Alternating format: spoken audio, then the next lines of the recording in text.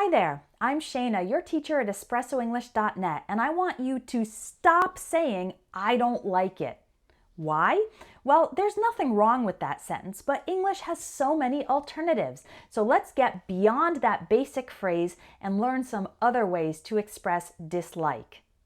If you're looking to improve your English speaking and especially expand the number of phrases you know, come join my Everyday English Speaking course. The lessons teach you exactly what to say in dozens of daily life situations. This is our most popular course at Espresso English, and you can click on the link in the video description to learn more and sign up. Okay, let's learn some different ways to say you don't like something. You can say, I'm not crazy about it, or I'm not fond of it.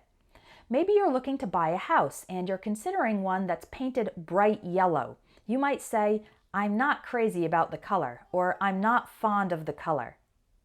Note the prepositions. We say not crazy about and not fond of.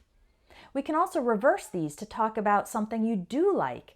So you can say, I'm crazy about and I'm fond of something you enjoy.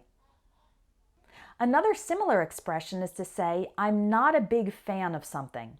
When describing what kinds of movies you like, you might say, I'm not a big fan of horror movies. It means you don't like them. Or you could say, I don't really care for horror movies. Saying you don't care for something is the same as saying you don't like it. I tried a new flavor of coffee the other day and I really didn't care for it. It had a strange taste.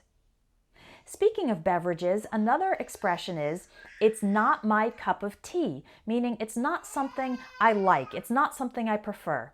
I often hear this used to talk about activities, sports or hobbies, or media like books, music, or movies. So if you hate the outdoors, then you would say, hiking is not my cup of tea. We typically do not reverse this expression, so we use it only for things we don't like.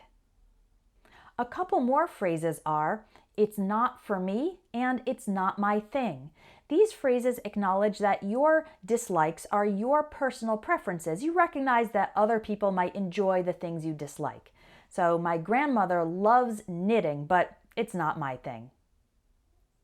When people invite you to do something you dislike or offer you something you dislike, you can say, I'll pass. If you're afraid of heights and your friends invite you to go skydiving, you'd say, I'll pass. This can also be used for things you don't necessarily dislike, but you just don't want in that moment. So if you need to drive soon and you are offered some strong alcohol, you might say, I'll pass, because you don't want it at that moment, even though you might accept it another time. If you really don't like something, you can say, I can't stand it. This is a stronger expression. I can't stand it when people drive while texting on their cell phones. It's so dangerous. Finally, if someone asks you why you're not a fan of something, why you don't like it, you can use the phrase, I find it, and then complete it with an adjective like boring or annoying. A more positive way to respond would be to say, I'd rather, and then say what you would prefer.